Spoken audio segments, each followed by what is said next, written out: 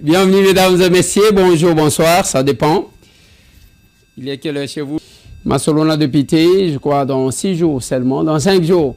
Sanza et Sili, to komi na août. To komi na août. Mikolo ke ndakambangu mbangu, nenye pe to kola ka sanko yeba, nenye pe to nunaka. Ba msusu bazo rêver. Papa nangai, mama nangai, leki nangai, ozo nuna. Ozo nuna, na distraction.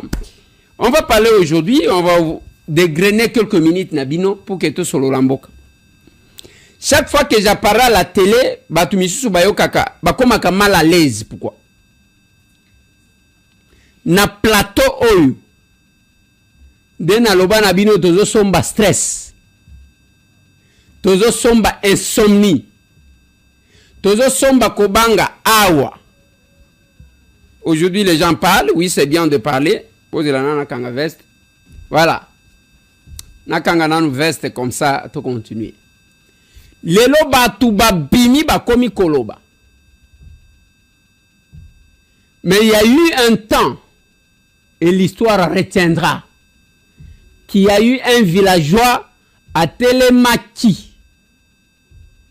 À l'obinazo somba stress. La vérité c'est ici. Le rendez-vous des Congolais, c'est ici.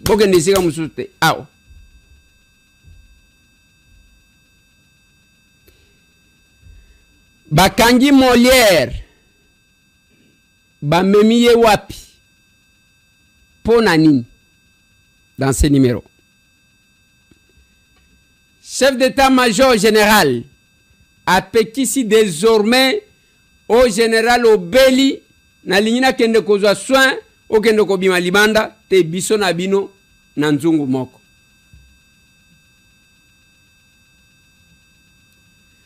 Procès il y a Joseph Kabila, l'ancien président de la République, à la haute cour militaire pour trahison et bandaki lobby. Jeannette Kabila a lobby sur makambu yaba FDLR. Na lobby boy. Jeannette Kabila a lobby sur makambu ya ba Rwandais na ba FDLR dans ce numéro bokolandaye.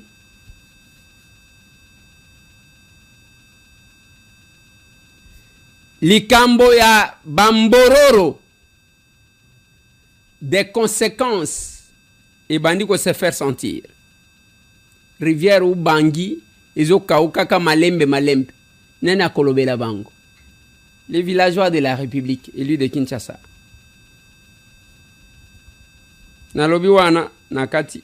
Je vais vous dire quelque chose. Vous voyez bien que à ta classe, à na outi université, wana bozo mona tozana kati auditoire, ngana kenagananga kotanga koyekola. Na kati kotanga wana ba révélation belé salemaka.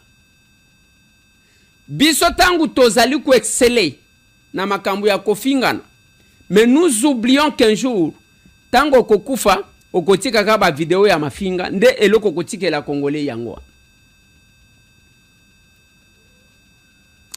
Bao bazo kende classe n'ont pas le temps de se concentrer pour na coproduire ba makambu. Alors que certaines réalités, ils ont senga ba recherche scientifique et koka ko proposer ba solution.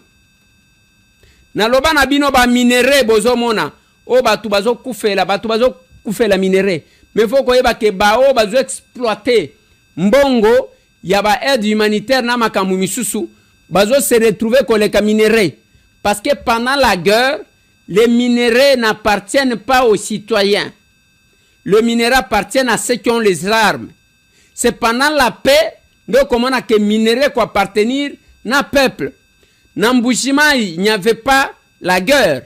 Yango mona ba jeune belé bazaki na kati ya diamant bazwa ba mbongo et belé kuna. Parce qu'il n'y avait pas la guerre. Mais ceux qui ont joué à minerai oya est, peuple azali ko se retrouver nangota. Ezaba memi mandu kinde bazali ko se retrouver nango. Et chaque fois que nous insistons, pona kotala bande konangai toluka ndenge nini yake solution zoama pona bande konabiso bazakuna, mais les gens ne comprennent pas. Ceux qui se retrouvent na makambo bitumba, mieux vaut babo makabande kona bango pour que bango bazwa kambongo. C'est comme ça que quelqu'un me posait la question de savoir pourquoi Goma yangone mtetongama bien alors qu'il y a la guerre. Malnutrition, ce qui est na kuilu awa malnutrition, kena kasai malnutrition, place bitumba zate. Mais kuna bisika bitumba izali, memboka etongama. Na lobi na ye secret ya owana, ezana batwebele baibi. Na lobango na Assemblée nationale, kena tunaka, bao babomaka na este, bautaka lola, babomi bakei. Depuis un certain temps, ngai na mitunaka, banani babomaka na est. Est-ce que zabangelo bakitaka babomi bazongi lola? Bao babomaka na est, bazali kaka awa bisika tozali awa. Et comme vous savez, chers collègues, depuis des années, ezana batu baboma na sima koboma baye kozwa ba fonction na Kinshasa. Et nous devons nous lever comme un seul homme pour na côté le melabango. Et biso tango zomona jeune à quelle université attend. On m'a donné un exemple. Il y a jeune moko attend na université catholique de Louvain. Yende muto akena ko sala ba recherche na aéroport. Nde amona ki batu bazo memaka ba sac, ba valise na mutu, c'est lui qui a inventé, qui a proposé l'idée ya ke basa la valise à pneu, valise o babendaka. Et utakuna. Yango zomona ba valise nyonso ya ba pneu wana bosombaka. Moi pourcentage kendaka na université de Louvain parce que ba recherche et utakuna. Et nous qu'est-ce que nous produisons? Okokuta tozana ba faculté agronomie. Mais ba professeur ango nakacha faculté wana yemoka zakatana pépinière ataka moi bilanga moko amukaza la kadangote. Théorie na théorie. Théorie na théorie. Et l'université, la faculté, il n'y a pas de cabinet. Tous dans la faculté de droit, cabinet d'avocat, cabinet. Oyo, il y a des juristes. Niveau de l'université, et zawapi, et l'autre côté. Tous dans tout le monde, c'est l'ensemble politique. Au sala ndengenin. Bon. Au sala ndengenin. Batunyoso, bango bakoti na politique, au sala ndengenin. Oyo bisoto kotinango. Nous restons là en train d'être guidés. Batubazo guidé bisobo. Nazo tuna bino eloko moko. RFI, France 24. Sojo gena France. Boye bisangai kuna balanda ka RFI. Balanda ka France 24. Eza ba media ba orienta. Voilà pourquoi bisoto zalea pona bino. Ba orienta pona bino boyo kakanini bazo linga. Yango sojo landiso kokutake RFI, France 24. Bazaliko dépendre na ministère des Affaires étrangères et non na ministère ndek awe pana biso tozana ministère de la communication des médias. Voix de l'Amérique ils ont dépendre na wapi na nani na comment on appelle c'est ça na département d'état ya États-Unis d'Amérique. Parce que bazana biloko balingi ba imposer ba tshebino na mituyo wano tikali RFI alobi boy, oyo alobi boy, bande konangai, tokuta nakawa, to sololaka. To sololaka. On n'a pas le temps de blaguer. Tant ya koseka, ozo nuna, ata soki ozo ndimate, nalobaka na bino, ngai ozo mona, suki nangawa neza mwindu te, za siraj na chaka, shaki tongo na brosser sapato, na brosser suki. Na mkolo makasi. Mais je prends conscience, il y a les gens, tangu batu bazo bongisa vina bango, tangu batu bazozo makambo au sérieux, toi tu es ailleurs. C'est un problème. Le lotilo tolobi okokufa na yoko tikela batu nini. Mes condoléances les plus attristées n'apôtre Ogi Mwimpe qui a perdu belle sœur naye au azal ki lokola muto aboko laye parce que babala ye azana mwana muke et le tozaki na hôpital du cinquantenaire je crois la régie va vous montrer ça. Tokenda kikuna pona ko compatir na ye. Parmi ba papa nabiso, apôtre Ogi Mwimpe. Mes condoléances, papa, je ne pouvais que faire ça. Quel que soit embouteillage, ngawa na ye, moto, na ketikun.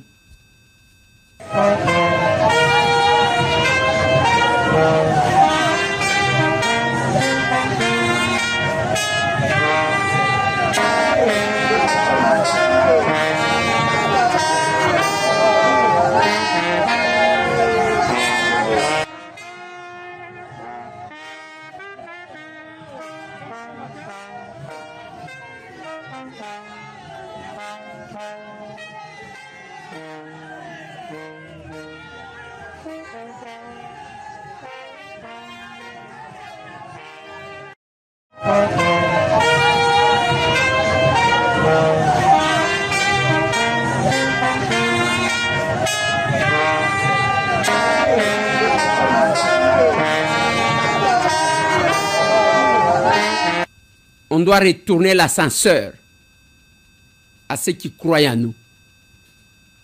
Il faut que ça aille. Il faut que ça aille.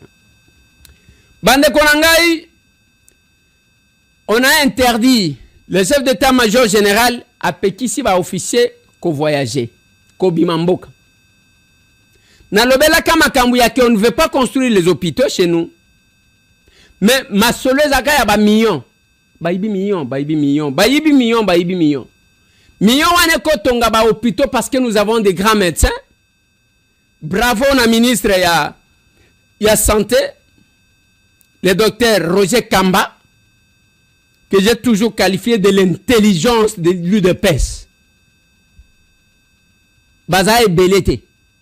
Intelligence à niveau 1. Même ceux qui ba attaquer kuna ezana makamunenge salemak.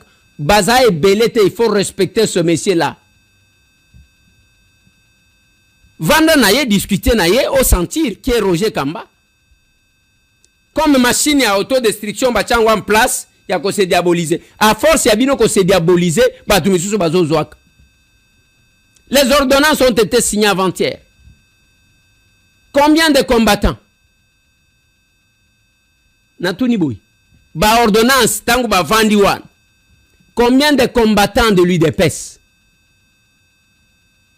Tout combien les compagnons du chef va paraître dans l'ordonnance? Bonsoanaka. Et l'affaire est en train de vous échapper. Et vous vous autodétruisez comme ça. Parce que chacun cherchera à se faire un leadership na bato tobunda na bangote. Pona kobundisa bao tobunda na bango. La conséquence, biloko ezoki ningwa. Bonne chance na ba oba voter. Oba no maki. Na félicite ki bangwa. Je félicite d'ailleurs mon collègue Rigen Bakonga qui a été également nommé. Et il y en a quelques collègues qui ont été nommés. Bonne chance et plein succès. Mais ce que j'ai dit, Makambo n'a eu de peste. Je ne comprends rien. Le chef de l'État n'a pas besoin de ça. Il a besoin de gens qui peuvent l'aider. Azana posa ya watika la calme. Azana posa ya ukata makambute. Ya partite. Azana posa ya nena kosungaye pour s'occuper de la République et présenter un bilan. Si tout le monde est actif. Si tout le monde est actif. Wano komona batuti oyo. J'ai entendu wana Roger Kamba et Mathieu Kiti. Nalobi likambu nini? Likambu nini? Ngana habité. Finalement, qu'est-ce qu'on... Je vous ai dit, tout ce temps ici, que Nazo Tangaga ouvrage moko ya Sophie Coignard, hein, sur la tyrannie de la médiocrité. Au comment on a pensé que yo tango zozo vina yo sérieux wana izana batu bavandi musala na bango ko attaquer. Moi je ne sais pas. Et aujourd'hui, interdiction ya ba généraux Kobim. Ngana lingi baloba lisusu ba politiciens ceux qui obéli pas question que ne kozwa soin libanda bisonio soa. Bisonio soa. Na pesa ba proposition to pesa en action commune pour la République.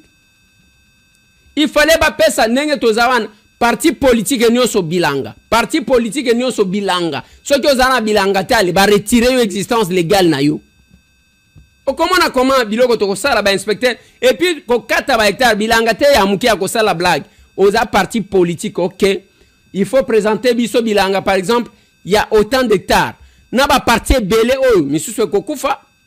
parce que olamuki kabo biloko misatu tozaka nango awa parti politique ba ONG et puis ba église biloko misatu tozaka nango wana awa na yebi ya moko awa na Kinshasa tala mapangu asombi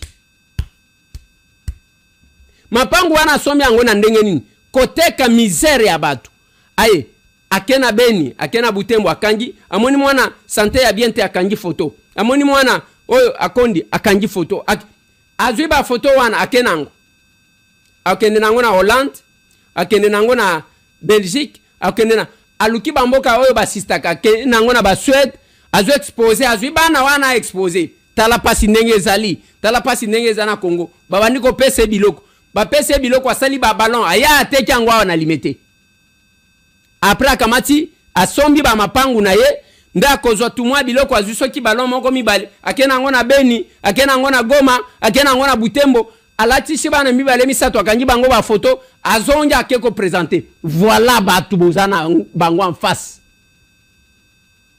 Je suis apolitique batu nyonso bakomi ba miyidi boy pona nini na mona ba makambo ba orphelinat oyo na viva ba makambo mwa tambwe pona ko assister batu na mona makambo okomona ke mutu asala orphelinat wana sala ngo kope pona koteka bana ozana possibilité te ok ko sala orphelinat ya kamuni oko tsaka bana wana ba jeune prière bana mike wana eza kindoki boyebo pesi ye biloko azwi biloko a détourner ekena ndako na ye kolesa ya ye bana musala yango wana il ne travaille pas azo sala na ye lokote ndenge na yo kaka kanda ya mutu osala ke lokote mais yo musala na yo kotala ka bato tozo lia te tozo sala bote l'effort wana ozo sala ya kotonga ka bato okotango okozwa effort wana te otiena musala comme ça okomi lokola bato. J'ai toujours dit avec regret na bande konanga bozali banda boyebi pasi ya mbongo boyebi importance ya musala botika kobokola ka ba papa koko na ba mama koko boyi baboti na yo babota yo bazo bénéficier te lokote yo zana mutu moko leki na yo depuis obandi o supporter na boyi o supporter ce n'est pas comme ça to teli bino awa centre de formation professionnelle 6 mois mutu azu mois mukanda ojuka mois musala ko sala lelo nazaki bomoni image ya teli bino nazaki na morgue je me posais la question bazo kende ko memaka bibembe wana bazaba tuté bazo beta ba fanfare wana bazaba tuté mais yo vandi na ndaku musala na yo kokosaka parce que ozana moumbu na yo oyo azo salela ka yo musala na poto ba yebiso ke na poto balokotaka mbongwa na ebité bande konanga. Pourquoi on ne peut pas encourager les gens et vous mettez ces gens là en difficulté avec vos enfants parce que mbongo ya bana na bino nde bozo bokola ka bato. Il faut que tala comment est-ce que vous comprenez pourquoi baba retonda kaka na Kinshasa mikolonio soko banda lundi ti dimanche yomo comme oyo olukaka mbongo wana okenda ka bar komela masanga combien de fois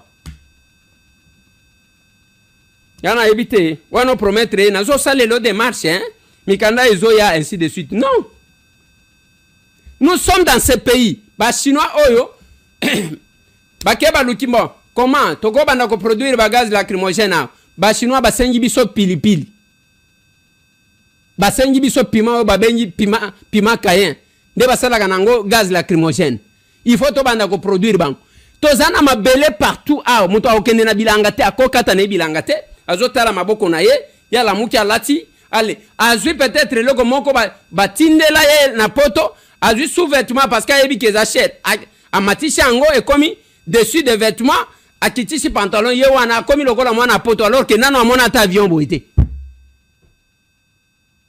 makamwa pima wana biso tala na ba faculté agronomie tozanango na ba tunyoso incapable à produire piment oyo ba chinois ba sengaki bazo somba na ba prix ya bien on a pack nazo tuna salema neni pour le moment ceux qui vont éviter ba gabonais de batu ba komi koteka pilipili à la place des congolais et pas ba chinois ba gabonais. Excellence monsieur le ministre de l'agriculture to éviter so yoko tike la biso nini to éviter so yoko tike la biso nini hein to éviter so yoko tike la biso nini ministre agriculture ko vanda te depuis vanda ki na bureau te hein papa te yango na zoloba chef de l'état eloko nga nazo senga soki akosala gouvernement asala quand même na ndenge na ye moko na volonté na ye biloko ya partage de gâteau tolembi j'ai cette député ba comme ya côté boza ba to union sacrée o alobi na zana 8 il faut bope sangai c'est ma force parce que na union sacrée bokena union mokolo union sacrée za nani yango tozo kufaka na batu misusu il faut bobenga nga autorité morale autorité non biloko ba autorité morale biso to yibi yango ta la haute autorité politique tozana et comme on a Félix Antoine Tshisekedi Tshilombo et c'est ça. Union sacrée. Je vais parler de la situation. Il y a Papa Molière, mais je dois terminer d'abord la question de l'Est. Tozali Nangonga Oyo, ya mutunyo soit réfléchir qu'est-ce qu'on peut donner. Bitumba ezo salema. Eza entre batubazo salaba faire, na bitumba wana qui se retrouve, na batubazo estimer que les vies humaines et les kimbongo batubazo. Bitumba yango. Nanga, je vous ai dit, il faut oublier. Nanga a été pembénisé, loko mon côté. Ba photo, azo kangaka, c'est pour se consoler. Borwa neza bor ya ba Rwandais. Makambo ba FDLR, bazo sala soki nini. Jeannette Kabila ye wana zoloba. Maman, loba makambo. Mais, peut-être j'ai une proposition et peut-être nous devons noter ça aussi. Vu que les FDLR, ce sont des Rwandais, peut-être les Rwandais devaient faire un effort pour dialoguer avec eux, parce que ce sont des Rwandais, ce ne sont pas des Congolais. Ils sont en République démocratique du Congo, mais ce sont des citoyens rwandais. Honorable Président, de 1998 à 2003, les RCD Goma, ils ont occupé cette partie de la République démocratique du Congo avec le soutien de notre voisin, le Rwanda. Ils ont fait 5 ans dans cette partie de notre pays. Mais ils n'ont jamais délogé les FDLR. Ce sont des génocidaires, comme il dit, mais ce sont des Rwandais. Ce sont des Rwandais qui sont venus là, mais ils n'ont jamais délogé pendant 5 ans ces groupes de FDLR. Jusqu'à aujourd'hui, ils sont là-bas. Si eux, ils n'étaient pas en mesure de faire ça pendant 5 ans, qu'ils ont occupé notre territoire, honorable président, pourquoi nous parlons de cette histoire jusqu'à aujourd'hui? Excusez-moi, je vais dire, c'est de la mauvaise foi. Yawana lobi ke ba FDLR, RCD ba okipa awa, il faut ba bango. Mais la question qu'on se pose, ce qui Jeannette aloba ndengo wana que c'est le Rwanda. Eza bango. Si Kabila se retrouve kuna ndenge nini? Comment Kabila se retrouve na bato RCD ango? Comment Kabila tala modèle ba donc général Baouma ba kufa na bango pamba Mamadou Ndala ba kufa na bango pamba alors que bango bazaji ko yeba cop. Là c'est Jeannette qui parle des FDLR. Oh balingi ba pesa biso le loko la condition. Je vous ai toujours dit que cette zone là, c'est la 4e fois batouana bazo occupé yang. Mais ba comme ma ba FDLR angote. Makambu ya dialogue, oui c'est bien bon. Mais pour nini bango ba ko dialoguer bango entre bangote. Vous voulez que les Congolais dialoguent après avoir tué. Mais pourquoi vous ne pouvez pas dialoguer na ba FDLR? Mozo mona batu bazo tout kana ba télévision, bozolo bani. Oh Eliezer alobi. Eliezer master na bino kakati. Eliezer c'est un villageois. C'est un villageois. C'est un villageois. Et nous avons une façon de faire les choses. Nous nous sommes battus dans Mboka Pona Likambo, Makambo Rwandais. Nazoloba l'action commune pour la République. Ndezalaki na front.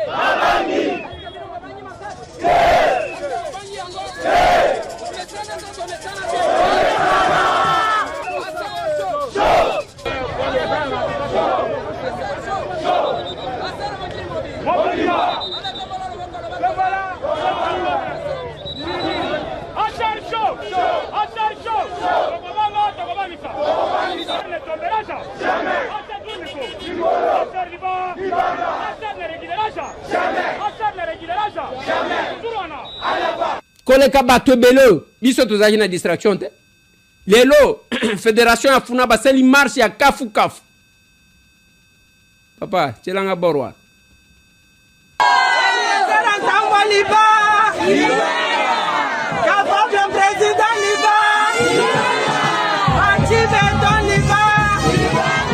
mobilisation ya kafu mukolo ya vendredi oyo 25 juillet pona ba capable nyonso ya fédération ya funa na direction ya capable anikanye ba wazali présidente fédérale ba organisaki mobange na marche pona ko soutenir chef de l'état président de la République Félix Antoine Tshisekedi Tshilombo pour la lutte nae acharnée ya kozongisa kimia pe kobosana te compagnon de lutte nae capable président national Eliezer Ntambwe oyo azalaka toujours pembeni nae pe akroya na diplomatie nae ya kolonga banguna. Objectif ya marche na biso ya lelo oyo bandale organiser eza yake pour soutenir pe président na biso honorable Eliezer Ntambwe na musala oyo ye asali na moment oyo batu nyonso bazalaki lisusu na position te batu mususu bakomaki koluka positionnement asoutenaki chef de l'état Fachi Beton lokola ye azalaki na système kaka yake tokolonga bitumbo na diplomatie yango biso pe tozo na tour na biso totelemi mpona koencourager kofelicite pe capable président honorable Eliezer Ntambwe yango nalingi nalakisa na monde na bandal na funa oyo nga nazokamba biso nyonso tozala na nsima ya capable président honorable Eliezer Ntambwe mpoche mwana kololo pamba. Masse banaki awa na siège fédéral provisoire ya funa oyo babengaka Maison Blanche bakoti école Joël Lutin babimi église ACK bakoti wenze ya baluba supermarché kin marché babimi pe côté wana bozali komona na 8 décembre pe bakotaki Sinkin bloc na bandal église Saint-Michel babimi na rond-point Luputa esika ezalaki point de chute.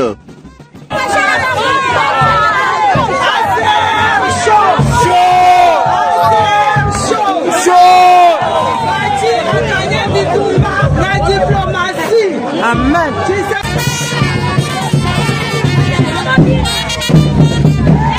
Nous autres pour la marche pour soutenir capable président Eliezer Ntambwe na fort atalaki ya moto zotambola pour la marche ya tosenga na tifati na diplomatie na ye. Là, fait na bango. ACL Action Commune pour la République. Et ça moko parti politique on a soutien mboka oyo. Biso to balisa moli mona biso na mabele. Pas de trahison. Na chef de pour la makala na bakor esalamaki mpona diplomatie na président de la République tokokotika ye boye te tozosoutenir ye. Toyaki awa mpona kosala marche de santé patriotique pour soutenir les efforts du capable président Eliezer pour son attachement na mabele na biso. Moto ya balisi molimo na ye mpona mabele ya bana Congo. Na vision ya capable président Eliezer Ntambwe mpona bolingo koye kolinga mboka na biso Congo. Pesa merci na mwana mboka Eliezer Ntambwe posi mpona ba effort diplomatique na ye. Tango guerre ezalaki na est ebele bavandaki kimeme mwana mboka Eliezer Ntambwe azwaki force yango tokopesa merci mais misato tokobenga ba capable bato ba koadere na plateau tobengi ACR Action Commune pour la République. Drapeau pe ba drapeau ya ACR na maboko fanfare ezali ko accompagner ba cri de joie pe mabina ba capable ya ACR funa ba démontrer force na bango pour na mobilisation na kotalisa visibilité ya parti oyo cher na honorable Eliezer Ntambwe. Première édition ezali réussite mais tozali kozela ete ba action misusu elandama toujours pour na ko assurer visibilité ya grand parti de masse oyo ezali kotalisa lelo ke ezali partout. Pona ko soutenir mokonzi ya mboka biso toza na terrain toza o biloko soki te nous sommes là et puis ça biloko toyebi on ne le fait pas parce que on attend quoi que ce soit non on le fait parce que notre parti est basé sur le patriotisme. Venez demain c'est le samedi de 9h à midi toza na avenue Kabinda numéro 107 na commune à Kinshasa. Croisement Kabinda Kasavubu, on est à la station 3e parcelle. Venez nous vivre. Yakato Simbana, on doit défendre ce pays ensemble avec vous. Je vais parler de l'arrestation de Papa Molière dans cette émission. Na vandi d'azaki na campus, j'ai appris que Papa Molière, Papa Léon Ndenge Bengakaye, c'est un vieux à moi. Il a été pris. J'ai contacté la famille. Tant on a fait ça l'émission Awa, nan na moniété, mais nazo komawan. J'ai contacté la famille. Voici la version qu'on m'a donnée. Natongo, bamoni batubaye, bamati bescalier, ti na place à Vandaka.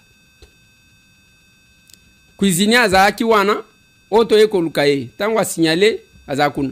Famille balobi te kobi mate, batuwana lokola ba umeli, bakiti na se.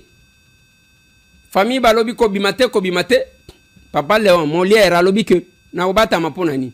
Na kende kaka na yeba likamuni ezali. Tango akiti bazuye batie na mituka o ya la police babenyi kabasele. Bamemiye pour le moment azana parquet ya grande instance ya Kinshasa Gombe. Je vais aller le voir, c'est mon vieux. Pour ceux qui ne savent pas, toutes les arrestations tozoa pendant les combats, Ezalanga, Ezalaba Petit Nangayo, Papa Léon était là parmi les personnes qui venaient, parmi le premier. J'irai, je serai là. Yango, c'est la même chose que j'ai dit quand on parle de mon jeune frère Constant Moutam. Nalobi Constant, Ezalandengenini, Constant Zale Kinanga. Je ne peux pas le régner. Nako wanga na le Kinanga te. Ce que nous souhaitons dans son procès est que justice est salement, sans interférence. C'est ça ma prière, c'est ma demande. Basali ango bien, bachango en retransmission. Procès public. Pour que ma kambunyo soye bana, afin que la justice ait kokako sale mandenge sengeli. C'est ce que j'ai dit. Bande konanga na 6e émission pour nalilo. Venez nous rejoindre demain de 9h à midi, tozana kabinda 102. Bande kwa Lomami bazakuna, bande kwa Maniema bazakuna, bande kwa Tanganyika. Mama ni mama Ekonakuya, la secrétaire générale, arrive à Kalemi le dimanche, à Zoya, pour réserver les comme d'habitude accueil. Bande kwa Okatanga, bande kwa Lualaba, bande kwa Kasai, Kasai central, Kasai oriental, Lomami, Kabinda Lubao Chofa, place Nyoso Bozali, Congo central, place Nyoso tout, Bana Kwilu, Bana Kwango, capable d'yango kiwe de retour pour na Bana Kwilu, Tambo Akunji, Douge Kulungu est là, Bana Kwango, je crois que l'honorable premier vice-président Douge Kulungu vous a envoyé un élément. C'est le moment de travailler. Bana mwena ditu, vous ne bougez pas ces derniers temps. Bozo zelambaya wa mwa diaya. Allez, il en est fini, mesdames et messieurs. Bande konangai na sukisi wana pona lelo, pona bino ba parents. Nazo pesa bino cadre ya kotangi sabana na bino, ezana Aima School. Je pense que la régie va vous mettre l'élément. Eza esika totieli bino na niveau na biso, mais tozo tia quand même cadre ya ke bana baza la former, même so tia ke wapi. Moi naza l'impressionné te. Na qualité na ya promoteur ya complexe scolaire Ilma School ndeko Eliezer Tambo sangisaki mokolo ya lelo jeudi ba agent nyonso to personnel ya école na ye pona ko évaluer année scolaire uti kosila pe kobongisa oyo ezali kobanda sima ya koyoka moko na moko na oyo ezali kotala mosala asalaki ayebanaki bongo kopesa bango ba conseil lokola enseignant ndenge nini bakoki kokumbela masolo etali kotangisa bana awa na école Ilma School. Mon rêve de tous les jours, c'est d'amener cette école parmi les grandes écoles de la ville de Kinshasa. Mais on ne peut pas amener l'école à ce niveau-là si les enseignants eux-mêmes ne sont pas engagés et ne cherchent pas à innover. Parce que c'est l'innovation. Il faut donc te rappeler que complexe scolaire Ilma School, les alliés bilingues P, bazali basé na formation ya qualité pour na bana na bino, adresse ezali semoko naka tie baumbu tozali bongo na commune Ngaliema.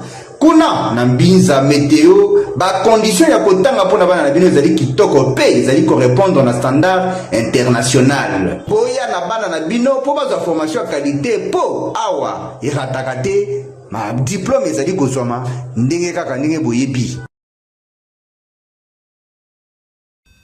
Envoyez vos enfants, nous sommes sur météo numéro 8 na commune Yangalier masoko komi place bateka kabakiti aujourd'hui avenue Baumbu météo otunika ka Aima School. Vous allez voir uniforme bana wana balata kezanenge bozomona bango wana te ndengo zomona bango wana. Ce sont les efforts que nous fournissons. Les centres de formation professionnelle ezaka na même endroit tinda batu bayekola musala tika komisanisa batu ko kabelaka bango. Allez, il en est fini mesdames et messieurs. Tout le monde analyse sous l'autre.